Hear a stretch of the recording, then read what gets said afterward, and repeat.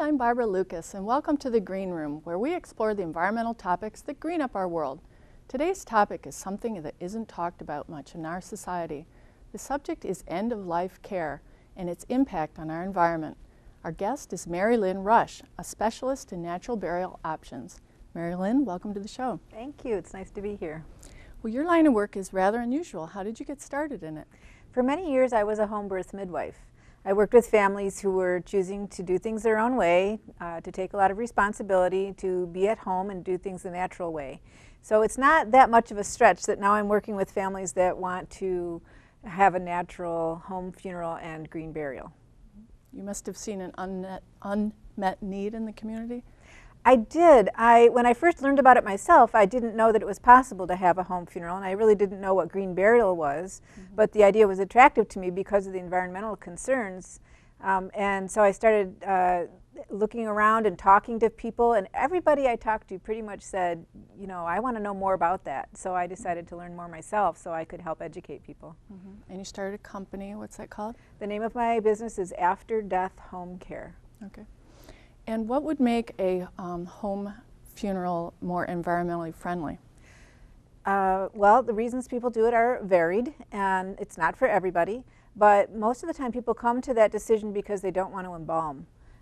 Embalming can be a very invasive process to the body, and either they don't like the way it looks, or they don't like thinking about that being done to the body, or they want to care for the body themselves. They're not ready to have the body taken away right away, and they find the value in being able to spend a little bit more time grieving with the body present in a natural state.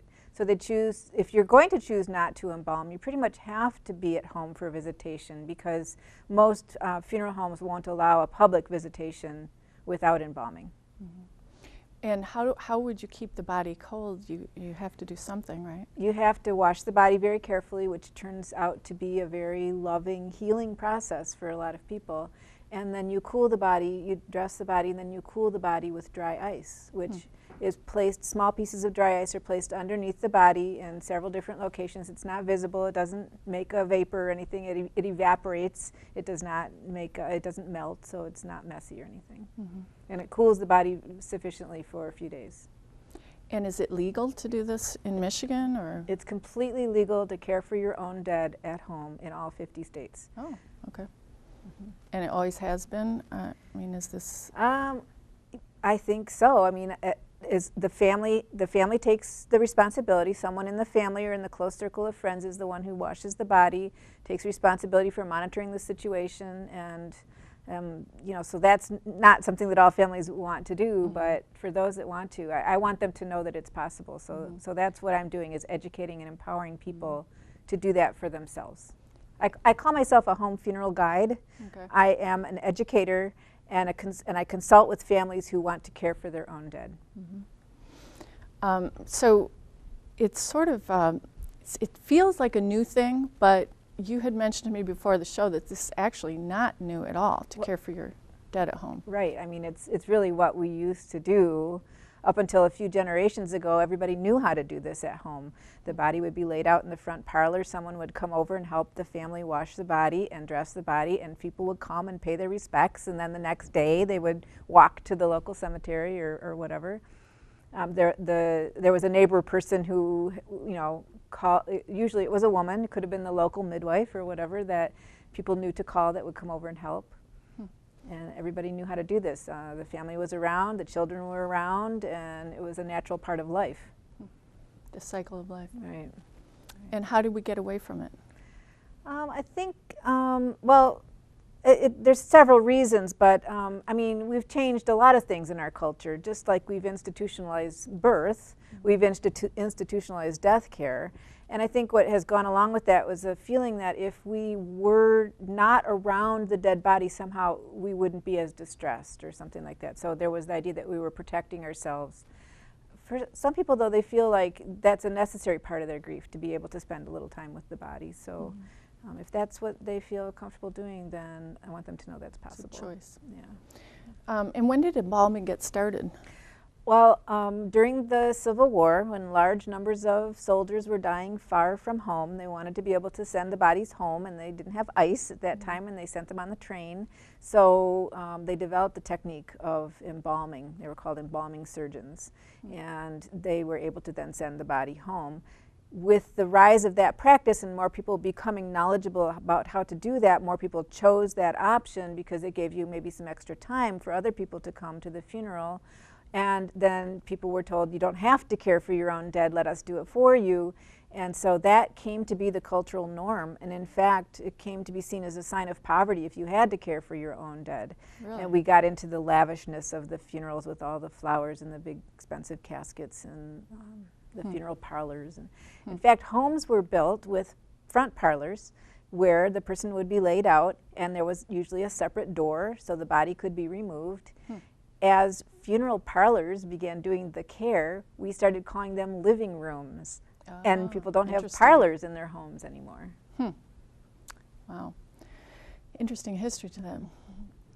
So we've been talking mostly about home funerals. Now, green burials is something else you consult with families about. And do you have to have both, or can you just have one or the other? You can have a home funeral and then cremate, or have a conventional burial. Or you could have a green burial not having had a home funeral. They are two separate things. Okay. They do go together for a lot of people. But not necessarily. Not necessarily.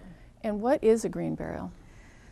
There's no one definition of a green burial. Okay. The Green Burial Council has stated that one kind of ideal that we're striving for, which is to do as many environmentally friendly practices as possible in a cemetery. And the ideal would be to have a cemetery that was dedicated entirely to natural burials or green burials.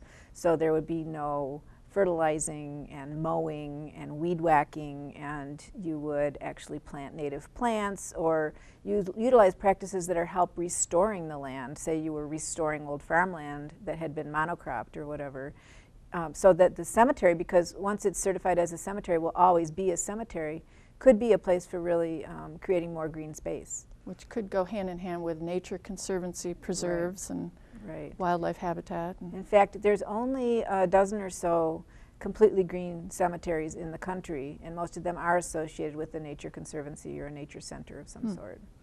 However, there's other green practices that can be incorporated in other cemeteries. Perhaps you have a city cemetery that has a section in the back that can be dedicated to green burial. And the things that people are choosing would be to not bury in a cement vault, and to have a biodegradable container, and to not be embalmed. Okay. Whether or not you plant native flowers over that or mow or weed whack is less important to some people. So if it's super important to them, they can find one of those green cemeteries. If they want some of those practices, they can find a local cemetery that's called a hybrid cemetery that has a green burial section. Which might be nice in case some members of the family were buried conventionally, but some members wanted to be buried well, then more you also have to naturally. consider how much you're traveling to bury somebody. You're using gas, and that's an environmental issue as well. There are several local cemeteries that offer a green burial option. One is Marble Park Cemetery in Milan, Michigan. Okay. There's a cemetery in Grand Rapids that you looked into. Granville, let's see, what was the name of that? Ridgeview Memorial Gardens. In Grand Rapids. I don't know if they've actually done any green burials, or if they, how large the section they have. There's one in Wyandotte as well that has done some green burials. Is that Mount Carmel Catholic Cemetery? Right. Okay. And then there's the Preserve at All Saints Cemetery in Waterford, which has a really beautiful, big area, probably the biggest in the state, that's dedicated just to natural burials, and they've done some. Okay. Well, we do have a couple minutes of a movie that you put together, which is on your website, and I'd like to show that because it is about the All Saints Preserve, so we'll show that now. About my own death and the way I would like my family and friends to celebrate my death. I'm very interested in remembering and celebrating in a joyous way.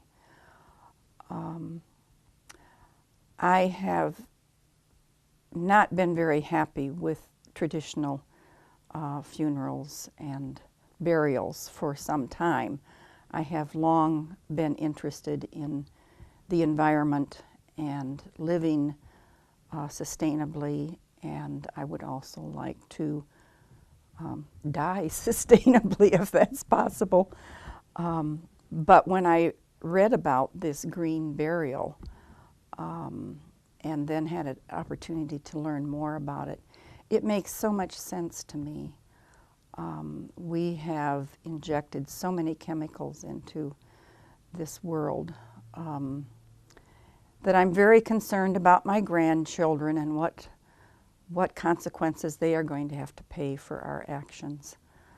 And I think the idea of doing a burial without chemicals is so much more satisfying to me. They'll be, in a simple pine box and to be placed in the ground, or in a shroud and placed in the ground, and go back to the earth.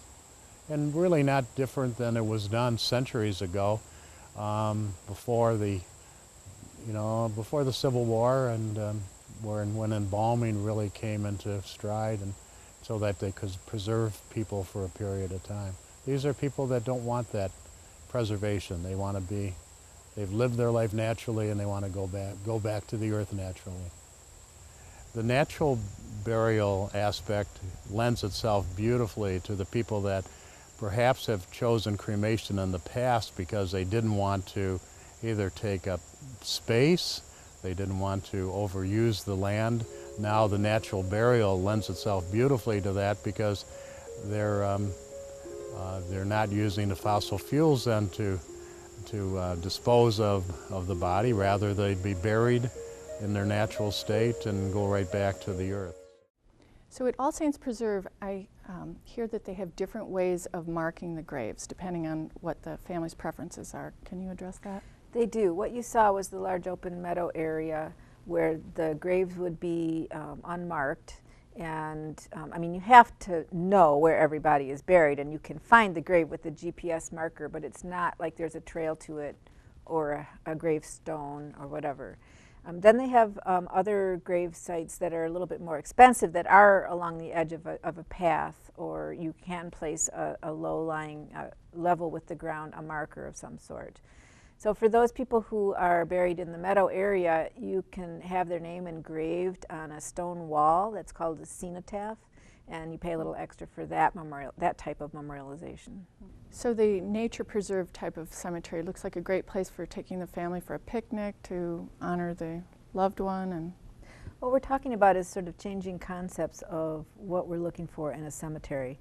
If you're more concerned about environmentally friendly practices at the cemetery, then you're also going to have to get used to that the cemetery is going to be a different looking kind of place. And for a lot of people, that they like the idea of going for a walk or a jog or having a picnic or something like that. You can still have a graveside ceremony that they will mow a path to the graveside for the actual burial, but that wouldn't occur again. So.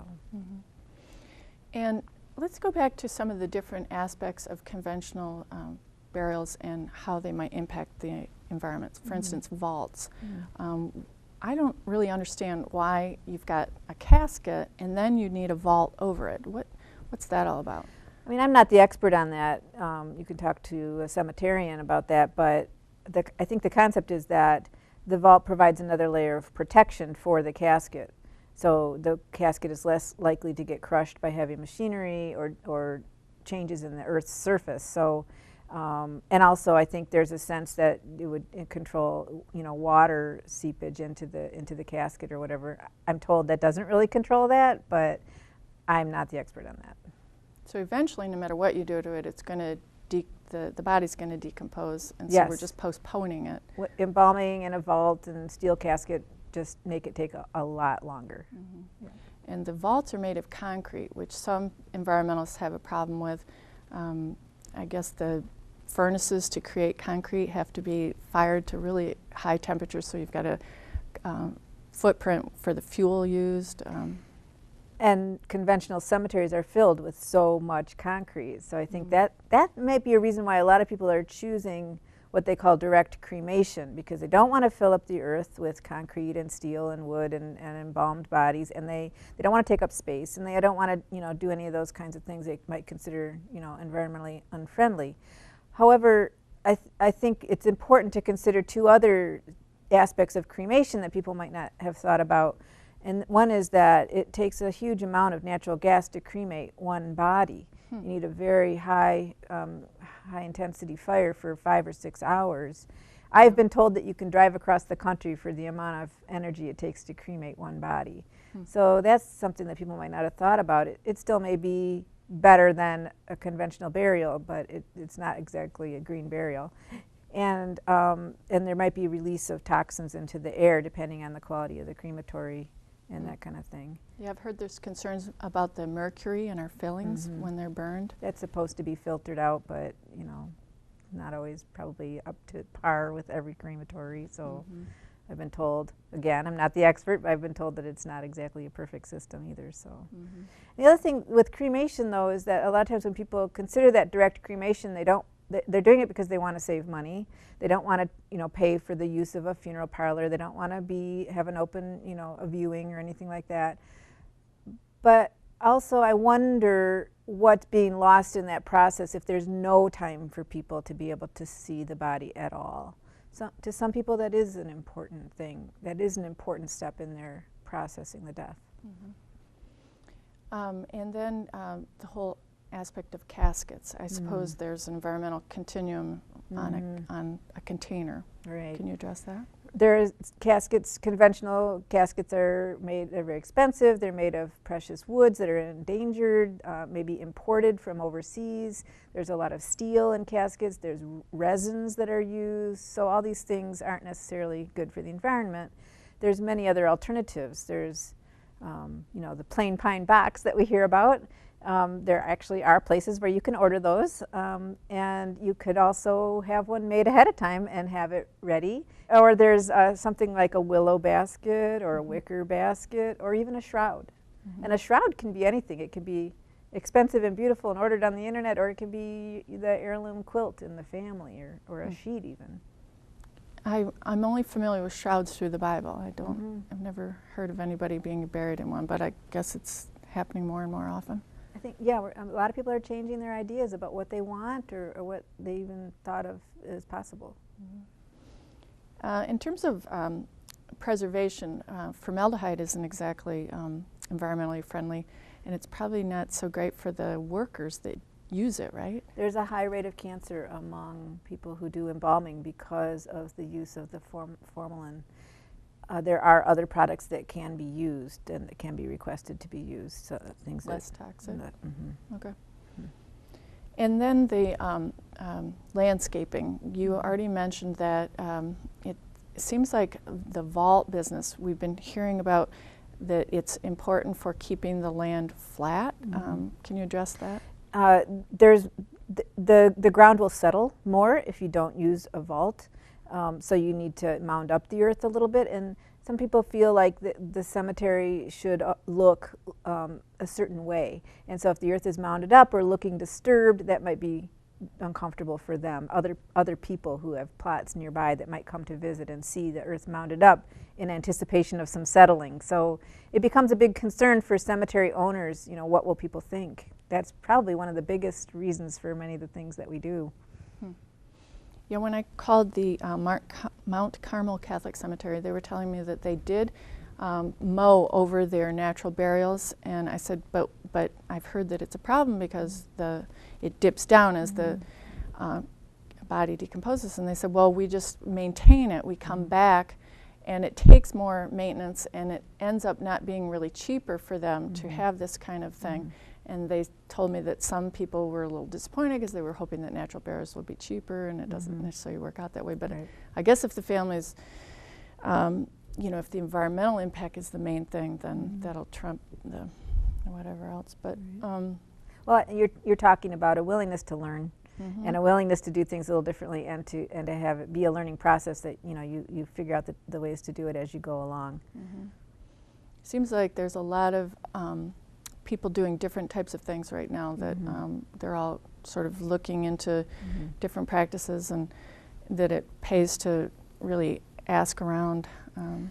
But it also is important to think about, you know, is that at the time of a death, is that the time when you want to be doing something that may be new to somebody or slightly awkward in some aspects or whatever. So some people are very willing to do that, you know, to learn as we go kind of thing. And to other people, it's very important that there not be any sense of any, you know, rocking the boat, you know, doing things differently, any awkwardness at all. So I think it's, again, it's people are asking for green burial, and they need to know what they're asking for. They need to inform themselves about what all the options are, and they need to keep asking, and asking will drive the market. More cemeteries will be willing to do other types of burial than what they have conventionally done. And it makes me think that it's probably a good idea to look into this stuff way ahead of time, way before you think anybody's going to be dying, so that you're comfortable with these ideas and you can talk to your family about them. Your choices are going to be more limited the less prepared you are. And you do need time for families to be able to ask questions. And at the time of a death is a difficult time to be facing, you know, some additional shocking news of how somebody, you know, wanted to be buried differently than everybody else thought. And in terms of how you memorialize the grave, like different headstones, what are some of the options that way? Well, we talked about cenotaphs, not memorializing the actual site at all. And there's a website you told me about called Be a Tree, where they will actually plant a tree over to mark the gravesite. I don't know exactly how that works, but there's beatree.com website that you can go to for more information. People have used markers that are made of like stone, local to the area, that lie flat with the earth. Everything, benches, you know, things like that, bushes, flowers. All right, well, it sounds like some really neat things could happen. Now, what are some of the barriers that we're running into in terms of, like, myths? Are people worried there's health codes against natural burials? One of the most common questions I get asked is, does you know, a body being placed in the earth to basically ashes to ashes, dust to dust, to go back to the earth naturally, does that cause problems with the groundwater? Does it seep, or have there ever been animals that have dug up a shallow grave or anything like that? All of the green cemeteries, none of them have reported any problems with any disturbance to the grave, and this has been researched. There's no seeping into the groundwater or anything like that. So it's a learning curve. We're learning, and we're trying to get the word out that this is a safe practice. And how about disease? You can't get diseases from a dead body. The diseases die with the body. They do not spread into the earth or anything like that.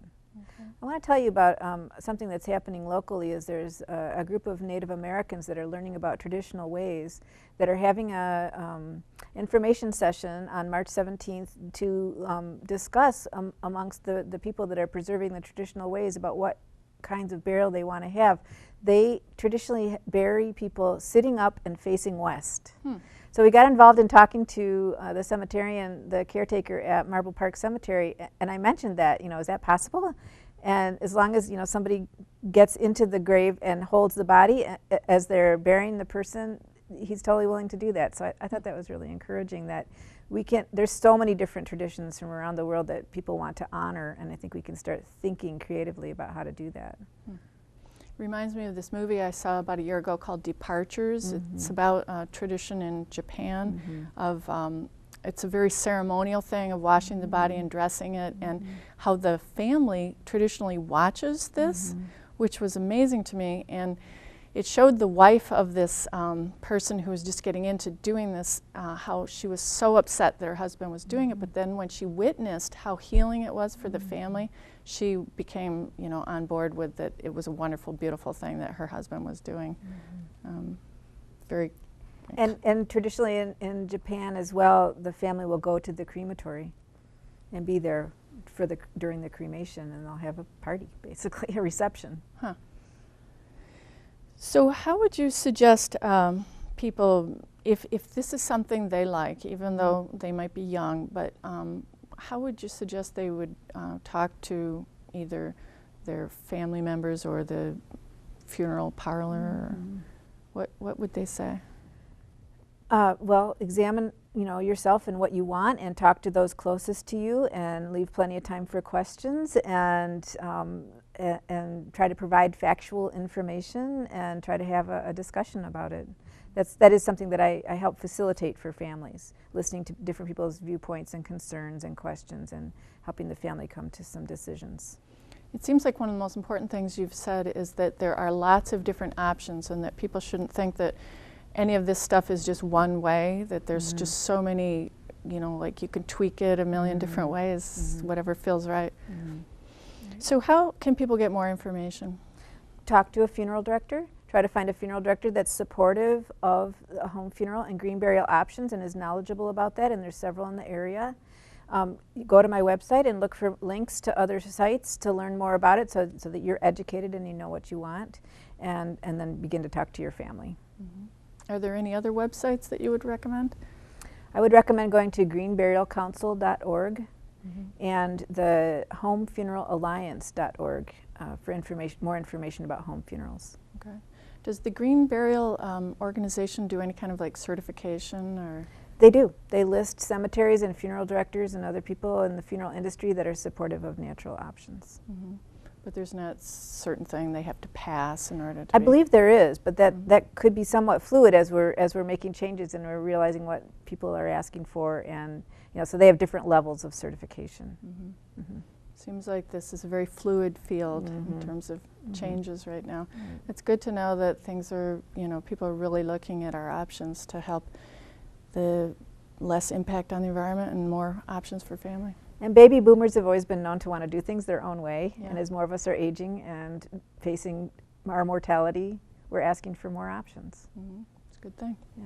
Well, Merilynne, this has been really informative. We really appreciate your coming here. And I said your name wrong. It's Merilynne. I got to get that right at the end of the show. It's my pleasure. Thank you so much for having me. Thank you. And I hope that people will have a chance to learn. You'll find links relevant to our show at ewashington.org/greenroom. Thanks for joining us here in the Green Room.